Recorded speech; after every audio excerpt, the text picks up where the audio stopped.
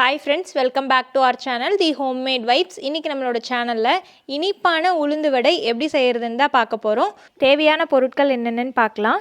1 cup முழு உளுத்தம் பருப்பு, 3/4 கப் வெள்ளை சர்க்கரை, 1/2 கப் துருவின தேங்காய், வாசத்துக்காக ஒரு 4-5 ஏலக்காய் எடுத்திருக்கேன். வடை செய்யறதுக்கு ஃபஸ்ட்டு உளுத்தம் பருப்பை தண்ணியில் நல்லா கழுவிட்டு ஒரு 20 நிமிஷம் தண்ணியில் ஊற வச்சு தண்ணியை வடித்து எடுத்து வச்சுக்கணும். இப்போது எடுத்து வச்சிருக்கிற உளுத்தம் பருப்பை கொஞ்சம் கொஞ்சமாக கிரைண்டரில் வந்து ஆட் பண்ணி நல்லா ஃபைன் பேஸ்ட்டாக அரைச்சிக்கோங்க. ஆட்டும் போது ரொம்ப ட்ரையாக இருக்குது அப்படின்னா தண்ணி தெளிக்க வேண்டாம். அதுக்கு பதிலாக எடுத்து வச்சிருக்கிற சர்க்கரையில் வந்து கொஞ்சம் கொஞ்சமாக ஆட் பண்ணி அரைச்சிட்டிங்கன்னா கொஞ்சம் ஈஸியாக அரைச்சிரும்.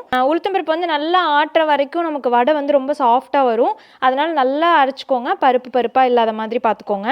உளுத்தம் பருப்பு ஓரளவுக்கு நல்லா ஆட்டினதுக்கப்புறமா தேங்காய், ஏலக்காய், அப்புறம் மிச்சம் இருக்கிற சர்க்கரை எல்லாத்தையும் சேர்த்து கொஞ்சம் நல்லா ஆட்டி எடுத்துக்கோங்க. நான் வந்து இப்போது இதெல்லாமே அரைச்சி எடுத்து வச்சுருக்கேன்.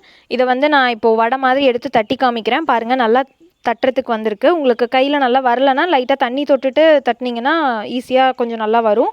எண்ணெயில் விழுகும் போதும் வந்து உங்களுக்கு சுலபமாக விழுந்துடும். அவ்வளோதாங்க. ஆட்டி வச்சிருக்கிற மாவை எடுத்து வடை மாதிரி தட்டி எண்ணெயில் போட்டு 2 பக்கமும் பொன்னிறமாக ஆகிற வரைக்கும் செவக்க விட்டு எடுத்தோன்னா நமக்கு இனிப்பான உளுந்து வடை ரெடி. இந்த வடையை பொறுத்த வரைக்கும் பருப்பு 3/4 தண்ணியில் ஊறினதுக்கப்புறம் தண்ணியிலேருந்து வடித்து வச்சிடணும். பருப்பில் இருக்கிற தண்ணி எல்லாமே வடிகிறதுக்கு நம்ம கொஞ்சம் நேரம் விடுவோம் பார்த்தீங்களா, அந்த டைமில் வந்து மீதி பருப்பு ஊறிக்கும் அந்த ஈரத்துலேயே. பருப்பு வந்து ரொம்ப நேரம் ஊற விட்டுட்டிங்க அப்படின்னா நம்ம ஆட்டும் போது சர்க்கரை சேர்த்துறதுனால வடை கன்சிஸ்டன்சிக்கு மாவு வராது, கொஞ்சம் லூஸாக போயிடும். அப்போ வந்து எண்ணெய் குடிக்க ஆரம்பிச்சிடும். ஸோ பருப்பு ரொம்ப நேரம் தண்ணியில் ஊற விடாதீங்க. அப்படி மறந்து ஊற விட்டுட்டீங்க அப்படின்னாலும் நீங்கள் வந்து மெதுவடை அந்த மாதிரி செஞ்சுக்கோங்க. இந்த வடைக்கு வந்து அது செட் ஆகாது. இப்போ நான் எண்ணெயிலேருந்து எடுத்து ஒரு வடையை காமிக்கிறேன். பாருங்கள், ரொம்ப சாஃப்டாக இருக்குது, ஸ்பான்ஜியாகவும் இருக்குது. அதே மாதிரி இந்த வடையோட டேஸ்ட்டும் பார்த்திங்கன்னா ரொம்ப நல்லாயிருக்கும். இன்னும் ஆடடாக இந்த வடையை வந்து உதுத்து விட்டு சர்க்கரை, நெய், வாழைப்பழம் கலந்து சாப்பிட்டோன்னா ரொம்ப ரொம்ப நல்லாயிருக்கும். நீங்கள் கண்டிப்பாக வீட்டில் ட்ரை பண்ணி பாருங்கள். ஃப்ரெண்ட்ஸ், பார்க்குறதுக்கு அதிரசம் மாதிரியே இருந்தாலும் இது வந்து உளுந்து வடை தாங்க. நீங்கள் கண்டிப்பாக உங்கள் வீட்டில் ட்ரை பண்ணுங்கள். ட்ரை பண்ணிவிட்டு இந்த டேஸ்ட் உங்களுக்கு பிடிச்சிருந்துச்சா இல்லையா அப்படிங்கிறத கீழே கமெண்ட்டில் அப்டேட் பண்ணுங்கள்.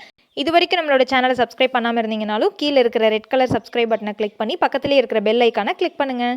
தேங்க்ஸ் ஃபார் வாட்சிங்.